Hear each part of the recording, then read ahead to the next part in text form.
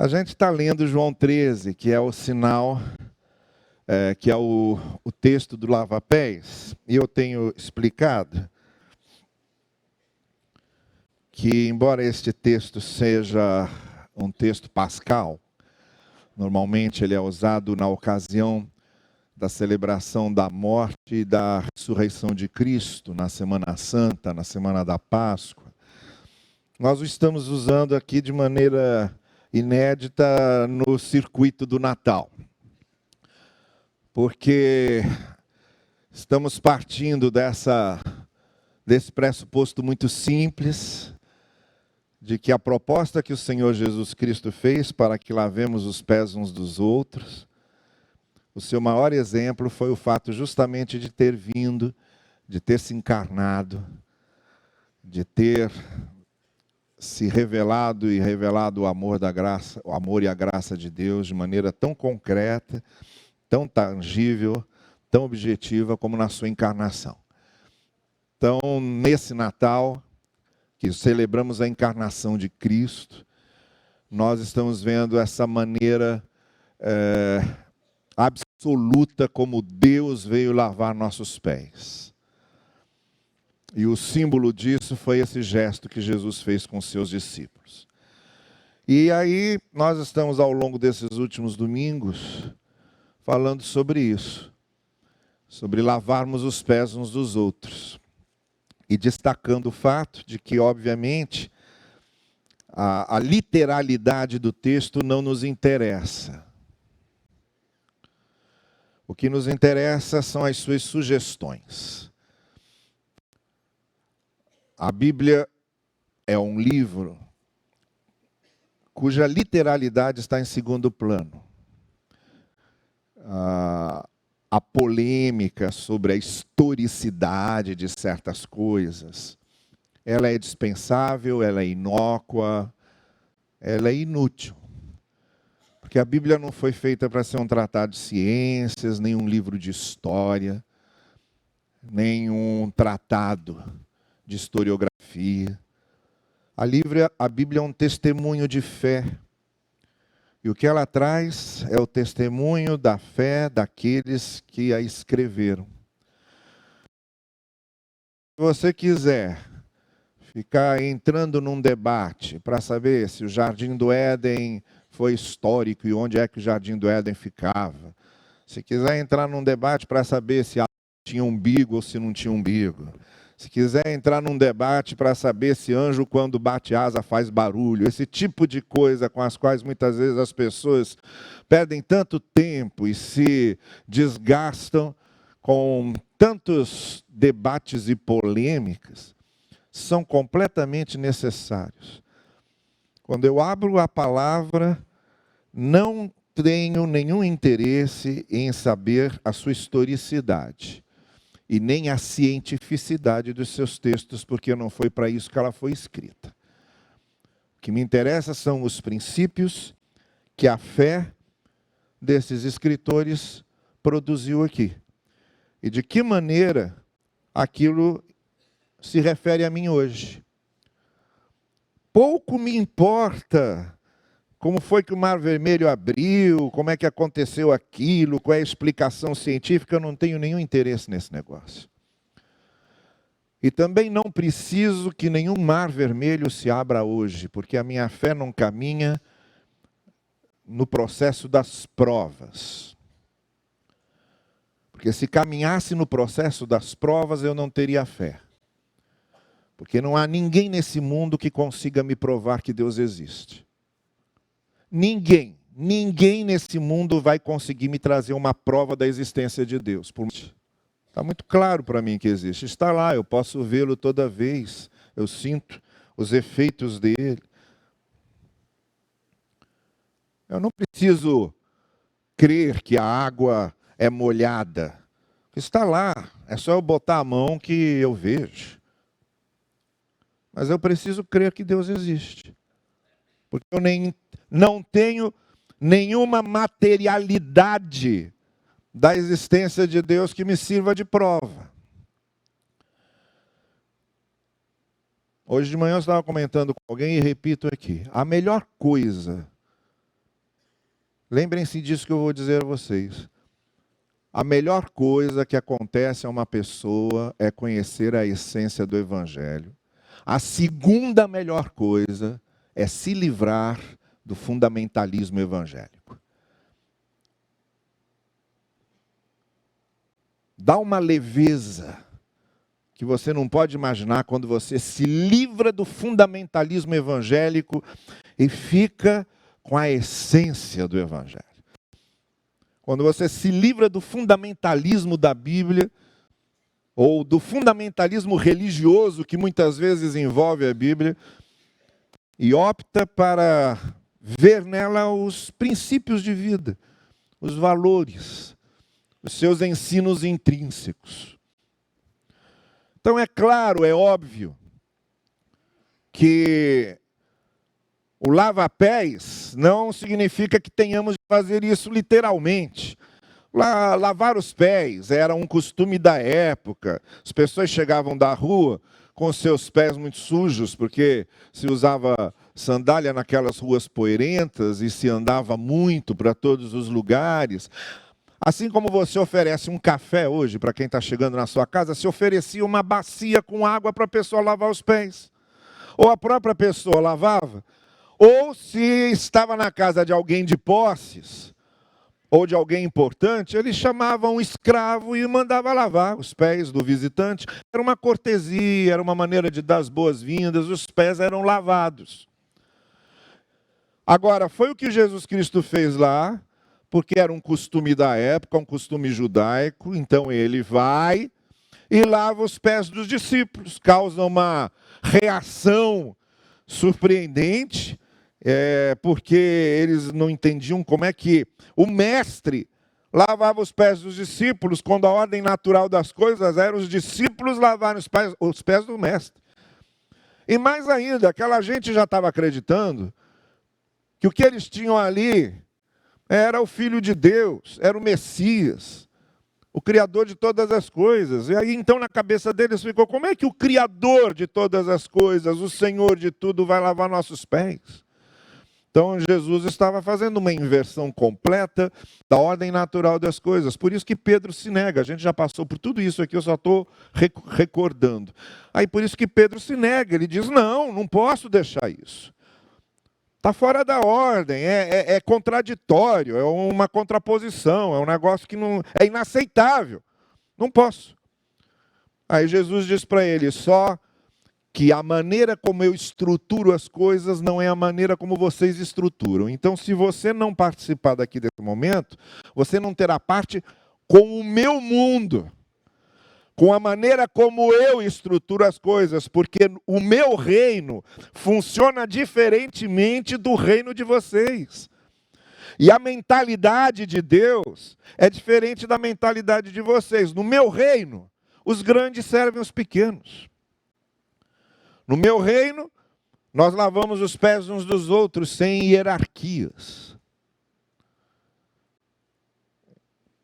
Então Jesus estava ensinando um princípio, não era uma fórmula. Não é que agora a gente tem que ficar lavando os pés. Vamos aqui cumprir o ensino de Cristo e a gente institui uma cerimônia de lavagem de pés aqui. Não. O que Jesus quer que nós instituamos é o princípio de servirmos uns aos outros, de fazermos bem uns aos outros, de sermos úteis uns para os outros, de abençoarmos uns aos outros. É esse o princípio de lavar os pés. E aí, como eu disse, o exemplo maior foi dado pelo próprio Cristo, que veio, se encarnou e lavou o pé de todo mundo, morrendo por nós, dando a sua vida por nós. Todos nós tivemos os nossos pés lavados pelo Senhor Jesus, não foram só aqueles 12. Fomos nós todos. Cada um que entra naquele batistério e molha o corpo todo é porque já teve os seus pés lavados por Cristo. Cada um que participa aqui do pão e do cálice da ceia é porque já teve os pés lavados por Cristo. Cada um que se levanta aqui para trazer uma oferta, para trazer o seu dízimo, é porque já teve os pés lavados por Cristo. Cada um que entra num culto para louvar a Deus, é porque já teve os pés lavados por Cristo, a coisa toda começou lá. Todos nós já tivemos os nossos pés lavados por Cristo. E aí então é que vem o princípio que ele ensinou aqui. Se eu lavei os pés de vocês, vocês devem lavar os pés uns dos outros. E é esse trecho final, então, que eu quero ler com vocês, a partir do verso 12 até o verso 17. João capítulo 13, a partir do verso 12 até o verso 17. Oh, que coisa boa, 5 para as 10. Eu vou poder falar à vontade hoje aqui. Hoje eu já estou com vontade de falar, então vamos embora. Verso 12. Quando terminou de lavar-lhes os pés, Jesus tornou a vestir sua capa. Vocês se lembram que lá no início do texto ele se livra da capa porque ia atrapalhar os movimentos, então ele tira a capa, colocou uma toalha na cintura. Então ele agora, quando terminou de lavar os pés, tornou a vestir a sua capa e voltou ao seu lugar. Então lhes perguntou: vocês entendem o que fiz a vocês? Vocês me chamam mestre e senhor, e com razão, pois eu sou. Pois bem, se eu, sendo senhor e mestre de vocês, lavei os seus pés, vocês também devem lavar os pés uns dos outros. Não tem como comemorar Natal de outro jeito. Não tem qualquer outra comemoração do Natal sem que nós lavemos os pés uns dos outros. Não é comemoração de Natal. Porque ele veio e lavou os pés de nós todos. E nos deixou esse princípio para ser seguido, que nós, a partir daí, lavássemos os pés uns dos outros, frequentemente, sempre que necessário. Eu dei o exemplo para que vocês façam como lhes fiz. Digo verdadeiramente que nenhum escravo é maior do que o seu senhor, como também nenhum mensageiro é maior do que aquele que o enviou. Agora que vocês sabem estas coisas, felizes serão se as praticarem. Eu vou começar no seguinte ponto. Uma coisa importantíssima na nossa vida e que ajuda muito são as nossas harmonizações interiores. Olha, quando a gente resolve a coisa aqui dentro, o resto vai. Se você tiver que enfrentar uma situação muito difícil, tiver que tomar uma decisão, e tiver que pagar o preço por causa da decisão, a primeira coisa que você tem que resolver é se aqui dentro você tem certeza daquilo que vai fazer. Porque quando a coisa está resolvida aqui, podem falar o que quiserem, podem bater em você, podem te perseguir, podem rir, podem ridicularizar. Quando a coisa está resolvida aqui dentro, você tendo essa paz interior, esse sentimento interior da coisa resolvida, você encara os desdobramentos da sua decisão, da sua escolha, as consequências que tiver que topar pelo caminho, que tiver que lidar, você encara numa boa. Vai fluentemente. Dói, machuca, a reação dos outros, vão te bater, etc., mas não importa.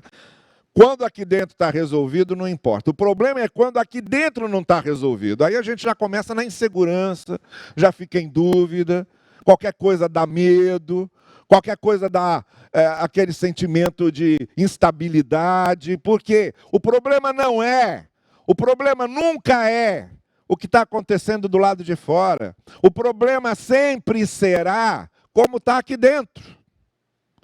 As coisas harmonizadas aqui dentro, compreendidas, assentadas, entendidas, equilibradas, harmonizadas, aí ninguém segura. Quando você tem certeza de onde você quer chegar, podem vir os obstáculos que forem. Você levanta, você cai e levanta, você cai e levanta, você cai e levanta e continua, porque você sabe para onde você está indo, você sabe qual é a sua meta, você sabe qual é o seu objetivo. Você estabeleceu lá e é lá que eu vou chegar, é para lá que eu vou. Mas você não está vendo só com os olhos do rosto, você está vendo com o coração, você está vendo com a alma. Dentro de você a coisa está resolvida. Dentro de você está resolvido. Aí ninguém segura. O problema da gente desistir, enfraquecer, se instabilizar, e ter medo, e ter inseguranças, e ficar naquele vai e vem, e avançar e recuar, é que a gente não tem certeza interior. Enquanto aqui dentro não está resolvido, não adianta. Qualquer coisa que acontecer do lado de fora vai ser motivo de estagnação, de instabilidade. O problema, então, sempre é aqui. É resolver por dentro. Resolva-se por dentro. Antes de qualquer coisa, resolva-se por dentro. Porque enquanto você não estiver resolvido por dentro, não vai. A coisa não anda.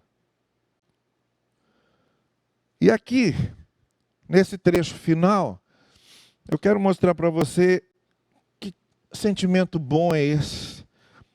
E que harmonização boa é essa interior quando a gente resolve essas coisas por dentro. Alguns sentimentos que a gente precisa ter interiormente para lavar os pés uns dos outros. Algumas coisas que precisam ser resolvidas dentro de nós para lavar os pés uns dos outros. Vejam vocês, por exemplo, aquele que o Senhor Jesus Cristo chamou de segundo maior mandamento. O primeiro é amar a Deus acima de todas as coisas. O segundo é amar o próximo como o quê? Como a si mesmo. Ninguém vai conseguir amar um outro. Primeiro não resolver suas questões consigo mesmo. Seus complexos de rejeição. Seus traumas interiores. Você não consegue se relacionar bem, fluentemente com os outros, se por dentro não está resolvido. Você não tem como acolher e aceitar outros, se você não acolhe e não aceita a si mesmo. Você não perdoa outros, se você não perdoa a si mesmo. Você será um algoz dos outros, se você é um algoz de si mesmo. Você vai ser tão juiz dos outros, quanto juiz você é de si mesmo. Por isso Jesus parte desse pressuposto básico, essencial. Olha, quem não se ama, quem não se resolveu por dentro, quem não se autoacolhe, não tem como amar e acolher os outros. Uma coisa depende da outra. E nessa questão de lavar os pés, tem também que ter esse sentimento muito bem resolvido dentro da gente, essa harmonização interior muito bem feita. Eu separei aqui 4 sentimentos que tem que estar muito bem resolvidos dentro da gente, para que essa iniciativa de lavar os pés uns dos outros possa ser uma iniciativa muito positiva e com resultados muito bons. Resolver primeiro por dentro. O primeiro sentimento bom dentro da gente é esse sentimento de dever cumprido. De que o que tinha de ser feito eu fiz. O texto começa dizendo o seguinte: quando terminou de lavar-lhes os pés, Jesus botou a capa e voltou para o seu lugar. Como quem diz, está resolvido. Tinha de ser feito, eu fiz. Acabei de fazer o que precisava ser feito. O voltar ao seu lugar, o botar a capa de novo, o sentar-se onde ele estava, o acomodar-se onde era o lugar em que originalmente ele estava antes de levantar-se e lá lavar o pé da turma e voltar. É esse sentimento de que o que precisava ser feito eu fiz.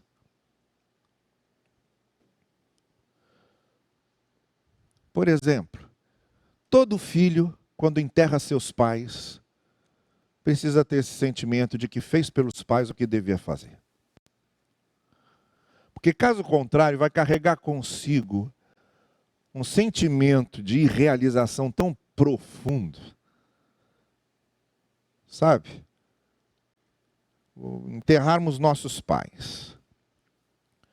E na hora em que estamos enterrando nossos pais, o que ajuda muito, no sentimento novo de orfandade que talvez nunca tenhamos experimentado antes, o que ajuda muito é olhar ali para o sepulcro dos nossos pais e saber, eu fui o que eu precisava ser para eles.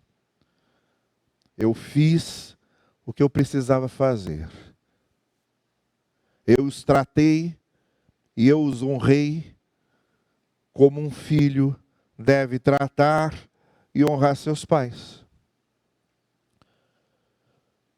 O sentimento de perda essencial, ele se dilui quando essas coisas estão bem assentadas interiormente. Agora, o contrário disso é uma culpabilização enorme. É um ficar se culpando o tempo todo. Uns remorsos totalmente doídos e sangrentos, sabe? E isso em tudo. Esse sentimento de que fiz o que eu devia fazer, aquele cansaço gostoso de você dizer, olha, eu estou cansado. Mas eu me cansei fazendo o que era certo fazer. Eu me cansei fazendo o que era justo fazer. Esse sentimento de voltar a botar a capa e voltar para o lugar. Todo mundo precisa ter isso muito bem harmonizado na sua vida. Chegar na idade em que você já não tem a força da juventude, já não tem o vigor da juventude. E a gente perde isso e perde muito rápido. Se você não acredita que está perdendo o vigor e a força, olha para uma criança dessas que saiu agora daqui. Fica olhando uma criança se mover. E veja como você já perdeu o vigor e força. E assim vai até o fim da vida. A gente só vai perdendo vigor e força, vigor e força. E aí quando chega naquela idade que a gente não tem mais vigor e força, a gente olhar para trás e ver, quando eu tinha vigor e força, eu usei bem. Quando eu tinha vigor e força, eu fiz o que eu devia fazer. Então, o primeiro sentimento que deve haver dentro da gente é esse sentimento das coisas realizadas. Esse sentimento de ter cumprido um dever, de ter feito o que era bom, o que era justo, o que era certo. Esse sentimento dá uma força inigualável para se viver. E capaz de superar todos os outros antagonismos e todas as outras contrariedades da vida. O segundo sentimento vem logo em seguida, quando Jesus então vira para os seus discípulos e pergunta, vocês viram o que eu fiz? Vocês viram o que eu fiz? Vim aqui cumprir a vontade de Deus através desse gesto tão prático, tão objetivo e tão concreto. E a gente aprender que vale demais o sentimento interior de sabermos que obedecemos à vontade de Deus, muito especialmente naquilo que tem a ver com o outro. Se prestarmos bem atenção, quase que 90% das nossas preocupações a respeito da vontade de Deus tem a ver com a gente. Conosco mesmos. A vontade de Deus para a minha vida com referência a mim. 90% das nossas preocupações nos colocam no centro.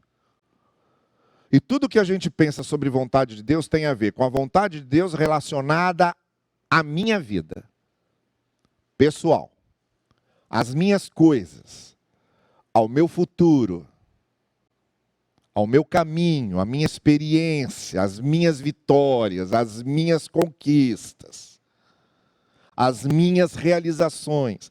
90% dos momentos em que nos preocupamos em descobrir a vontade de Deus tem a ver com isso.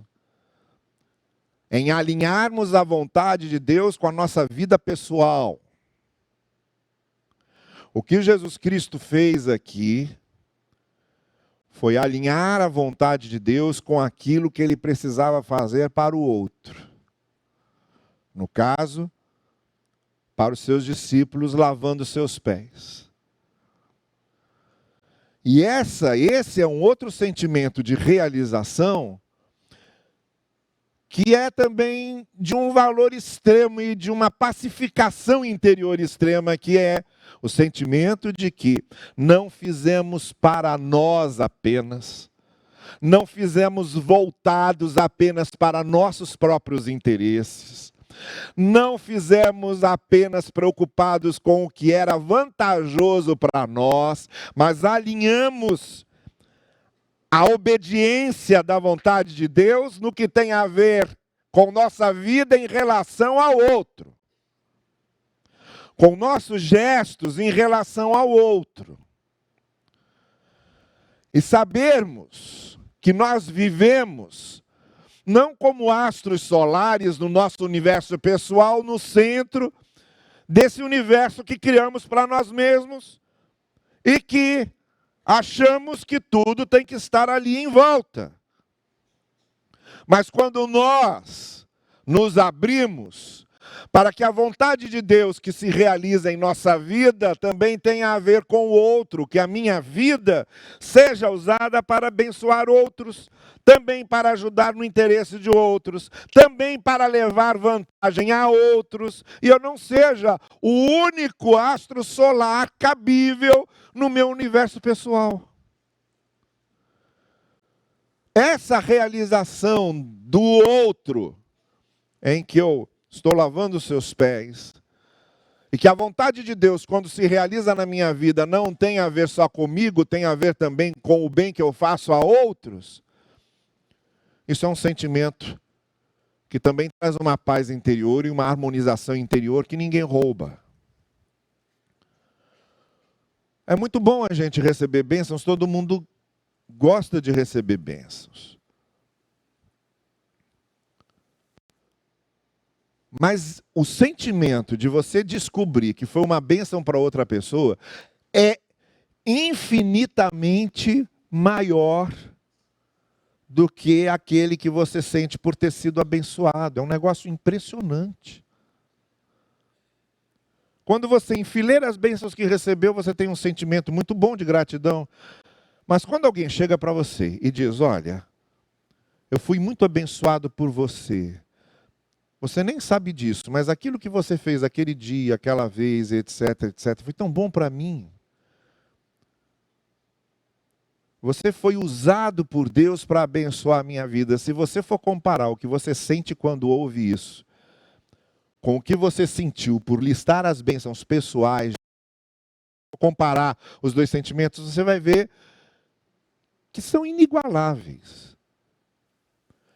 Que a realização de ter abençoado alguém é muito maior do que a realização de ter sido abençoado. Até porque abençoar alguém é uma forma também de ser abençoado.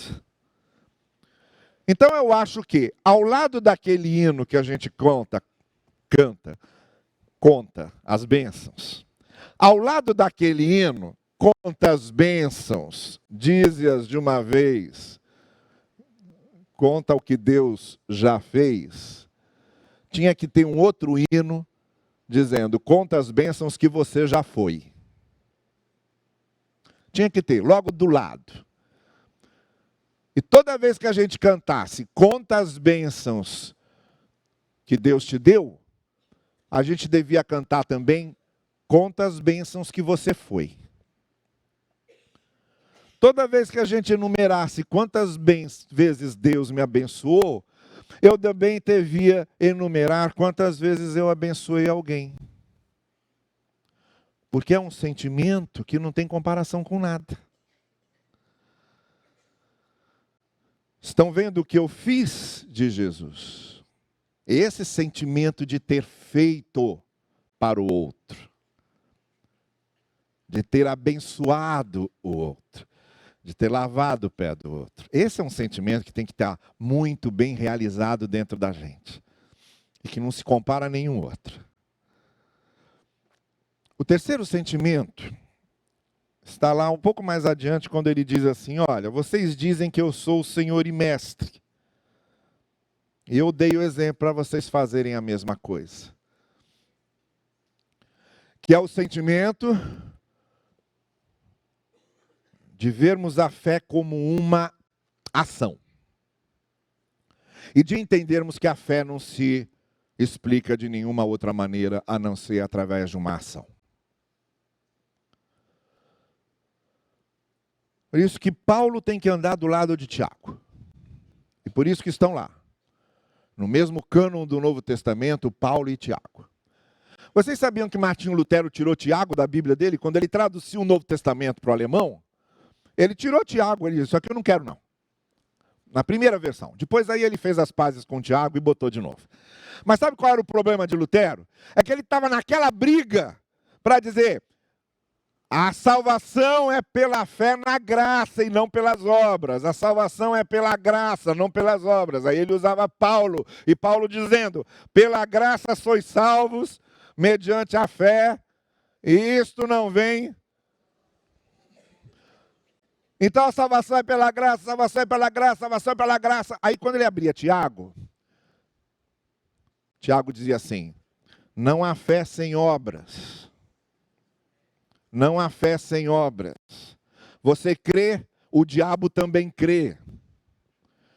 Aí Lutero foi ficando com uma raiva de Tiago, porque Tiago, em vez de ajudar, estava atrapalhando o debate.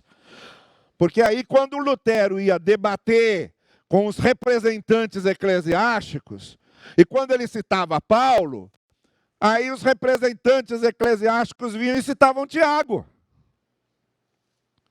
E aí Lutero falou: quer saber do que mais? Vamos tirar Tiago daqui. Está atrapalhando. Mas aí depois, lá na frente, ele foi ver e foi compreender que são dois públicos diferentes. Um autor, quando escreve um texto da Bíblia, ele não escreve para outras pessoas, ele escreve para o seu público. Ninguém ali escreveu a Bíblia achando que a Bíblia ia ser lida, achando que o que ele estava escrevendo ia ser lido 2000 anos depois. Não ia. Quando Paulo escreveu aquele bilhetinho para Filemon, era para Filemon que Paulo estava escrevendo. Você imagina, se eu chego para o Arthur e digo: Arthur, você vai escrever aí um texto, mas pensa bem no que você vai escrever, porque daqui 2000 anos tem que servir para lerem daqui 2000 anos. Não vai escrever nada. Não vai escrever nada. Nem sei se escreve alguma coisa, mas se não escreve nada mesmo, não vai escrever nada. Porque ele vai ficar pensando o seguinte: o que é que eu vou escrever aqui que vai servir para daqui 2000 anos? Se Paulo pensasse nisso, não escreveria nada. Paulo escreveu para os seus leitores. Então ele escreveu para leitores que se baseavam na lei de Moisés e diziam: se eu cumprir a lei de Moisés, eu estou justificado. Então ele fala: não. Porque não é a lei de Moisés que justifica, não são as obras da lei, é a graça. Resolveu o problema lá. E Tiago estava escrevendo para pessoas que estavam nas comunidades cristãs e que tinham uma fé só de discurso, não tinham uma fé de prática. Então aí ele mudou a ênfase. Ele diz: não adianta a fé só de discurso. A fé precisa ser uma ação. A fé precisa levar a um gesto, a uma prática. Então eram dois públicos diferentes. Esse sentimento interior de que nós mostramos a nossa fé pelo que fazemos.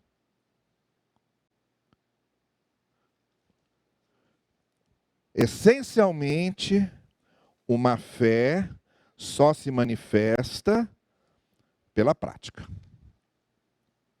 Se ela fica só no nível do discurso, ela não é fé. Ela não vale como fé. Se ela fica só no nível da intenção, ela não é fé. Ela se transforma em fé quando vira um ato, quando vira uma prática, quando vira uma ação. Então é isso que Jesus está dizendo. Vocês me chamam de mestre e senhor, só que eu só sou senhor de quem me obedece. Eu não sou senhor de quem me confessa. Eu não sou senhor de quem diz Jesus é o meu senhor. Desse senhor. Eu sou senhor daqueles que fazem o que eu digo. Os que fazem o que eu digo, eu sou senhor deles. Os que só confessam que eu sou senhor, eu não sou. Mas isso ele já tinha dito lá no final do Sermão do Monte. Muitos me chamarão naquele dia, Senhor, Senhor, e eu direi a eles, não os conheço. Olha, deve ser uma impressão terrível, né? A pessoa passar a vida inteira chamando Jesus de Senhor, e quando se encontrar com ele, Jesus dizer, não te conheço. E a pessoa, mas eu te chamei de Senhor a vida inteira. E vai dizer, esse é o problema. Esse é o problema. Você me chamou de Senhor a vida inteira, e não é isso que eu quero. Eu não preciso disso. Eu sei que eu sou Senhor, você não precisa me dizer isso. Jesus sabe que Ele é Senhor, Ele não precisa que ninguém diga para Ele não. Você não está contando nenhuma novidade para Jesus quando você canta, Tu és o Senhor do céu e da terra. Ele está olhando e está dizendo, sim, agora vai adiante. O que mais? Qual é a novidade? A novidade é você mostrar que Ele é Senhor do céu e da terra e que é Senhor da sua vida. E que você está fazendo o que Ele ensinou. Essa é a novidade. Aí isso mexe com Ele. Isso mexe com Ele. Então Jesus está dizendo, vocês me chamam de mestre e senhor, e eu sou de fato. Nenhuma novidade, nenhuma. Mas para vocês mostrarem que eu sou mestre e senhor de vocês, façam o que eu fiz. Esse sentimento de ter uma fé que não é só um discurso, mas é uma prática, é outro sentimento que tem que estar muito bem resolvido aqui dentro. Você precisa ter certeza de que a fé que você tem não é só um culto, uma teoria, uma confissão, um credo, ou seja lá o que for. Você precisa ter certeza de que a fé que você tem é prática. É uma vida, é uma ação. E a quarta coisa, só para encerrarmos aqui. Quando Jesus disse aos discípulos que, olha, aqui é o seguinte, nenhum escravo é maior que o Senhor e nenhum mensageiro é maior que aquele que enviou. Então, a coisa é muito simples. O Pai me enviou e eu estou aqui lavando os pés de vocês. O Pai me enviou e eu estou aqui lavando os pés de vocês. Vocês não são maiores do que eu. Se este enviado, se este mensageiro está lavando os pés de vocês, vocês também devem lavar os pés uns dos outros. Ele é o Senhor de tudo e me enviou. Eu sou o mestre de vocês e estou aqui lavando os pés de vocês. Vocês não são maiores do que este que me enviou. E nem são maiores do que eu. Então eu que sou o enviado de Deus, eu que sou o filho de Deus, eu que sou o ungido de Deus, eu que sou a palavra de Deus encarnada, e estou aqui lavando os pés de vocês, vocês também devem fazer os mesmos, porque vocês não são melhores do que eu, não. Se eu vim cumprir a vontade de Deus, vocês também têm que cumprir. Se eu estou cumprindo, e vocês me chamam de mestre e senhor, vocês também têm que cumprir. Porque que são melhores do que eu nisso? Porque se acham no direito de não cumprir. Porque alguém se acha no direito de não lavar os pés uns dos outros se eu lavei, diz o Senhor. Esse sentimento de nosso lugar é esse. Nosso lugar é esse. Vocês sabem, durante muito tempo, quando eu comecei a pastorear, naquelas imaturidades de juventude que todo mundo tem, porque a gente, quando amadurece, a gente começa a perceber claramente quanto nós éramos imaturos. Eu desconfio hoje que se eu me encontrasse comigo mesmo aos 20 anos, se hoje eu com 57, pois é, não parece, mas é. Se eu hoje, com 57, me encontrasse comigo com 20, eu vou te dizer uma coisa, não dava 10 minutos de conversa. Não dava 10 minutos de conversa. Eu ia me achar insuportável. Porque a gente amadurece. O problema só é que maturidade e experiência a gente paga com vida. Não tem outra moeda. Para você amadurecer e ser uma pessoa experiente, você paga com vida. Então, para você amadurecer, você vai ficando cada vez com menos tempo de vida. É o preço que custa. Então, não tem outro jeito. Quanto mais amadurece, menos tempo de vida. O funil vai afunilando cada vez mais. E aí você fica naquele negócio que todo mundo fala. Ah, eu com a cabeça que eu tenho hoje, lá na minha... Todo mundo vai passar por essa frustração. Porque não tem jeito, a gente compra experiência com vida. É o preço da experiência e da maturidade. Mas naqueles tempos de imaturidade, eu sempre ficava querendo seguir certos padrões, certos modelos de ministério, de pregação. Quando eu comecei a pregar com 14 anos, eu comecei imitando Billy Graham. Lembro direitinho, meu primeiro sermão com 14 anos... Aquele era pirralho mesmo, um pirralho ali, pregando igual o Billy Graham. Olha que coisa ridícula.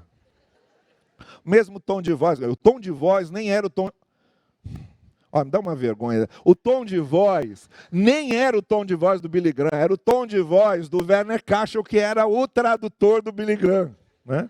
Mas era o mesmo tom de voz, os mesmos gestos. Eu lembro que eu ficava na frente do espelho, ensaiando os mesmos gestos. Então, olha, não comecem a pregar aos 14 anos, não, que é furada. Comecem a pregar mais tarde, para fazer menos papel ridículo, sabe? Depois eu comecei a imitar, depois de um tempo, eu comecei a imitar Fanini, depois eu imitava Luiz Palau, depois imitava o Landon Jones e tal. E ficava olhando aquilo e fazendo padrõezinhos de ministério. O meu padrão de ministério era Rubens Lopes, né? Eu queria ser Rubens Lopes, né? Que era o pastor que eu conhecia mais. E aí você vai amadurecendo, e a melhor coisa que você sente é quando você sente que você está ocupando o seu lugar. Que Billy Graham já teve. Se é para ser igual o Billy Graham, deixa com autêntico. A gente não precisa de imitadores. Se é para ser igual o Luiz Palau, deixa com autêntico. Porque Luiz Palau a gente já tem. Não é? Se é para ser apresentador igual o Silvio Santos, bobagem, que o Silvio Santos já tem. Então, quando você ocupa o seu lugar e diz, olha, o meu ministério, ou o tipo de ministério que eu vou fazer, não tem nada a ver com esses padrões de ministérios que são os ministérios dos outros. Eu tenho a minha identidade, eu tenho o meu jeito de ser. E se Deus me chamou com essa identidade, com esse jeito de ser, é porque Ele quer ocupar uma lacuna onde essa identidade, esse jeito de ser, vai ocupar aquela lacuna. Assim como quando eu parar de pastorear, vai vir uma pessoa que vai ocupar a lacuna do jeito dela, com a visão dela, com o tipo de ministério dela, e assim a coisa vai na dinâmica do reino. Agora é um sentimento de leveza enorme, incomparável, quando você diz assim, eu estou ocupando o meu lugar. Eu estou ocupando o meu lugar. O que eu precisava fazer, estou fazendo porque é o meu jeito de fazer. E quando eu morrer, não terei morrido apenas eu, terá morrido um jeito de ver as coisas que era o meu jeito. E que ninguém terá o meu jeito de ver. Terá morrido comigo. Então é o meu lugar. Esse sentimento de que o nosso lugar no serviço do Senhor é esse. Não somos maiores do que o Senhor, do que o Mestre. Se Ele veio enviado para lavar os pés, ocupemos o nosso lugar, lavando os pés uns dos outros, fazendo aquilo para o que o Senhor nos separou, cumprindo a nossa missão com a identidade que nós temos. E esse sentimento realizado dentro da gente é incomparável. Então, nesse Natal, harmonize-se por dentro. Harmonize-se por dentro. Cuide dessa questão interior, porque ela é prioritária para resolver todo o resto. Tenha esse sentimento primeiro de que o que era para ser feito está sendo feito ou foi feito. Fiz o que era o certo, fiz o que era o justo, fiz o que devia ser feito. Tenha esse sentimento de que a vontade divina, ela deve ser realizada numa prática. Tem esse sentimento de que a fé só faz sentido quando ela é ação e não quando é só um discurso. E tem esse sentimento de que o nosso lugar é esse, de lavarmos os pés uns dos outros do nosso jeito. A nossa maneira de servirmos ao reino e de servirmos aos outros com os nossos dons, com aquilo que Deus nos deu. Esse é o nosso lugar, essa é a nossa identidade. E aí fica tudo muito fácil. Quando a coisa está resolvida aqui dentro, o resto é tudo muito fácil. Que o Senhor assim nos abençoe e nos ajude nesse sentido. Que nesse Natal possamos organizar-nos interiormente. Para que o Natal de fora, seja ele qual for, seja um reflexo do Natal aqui de dentro.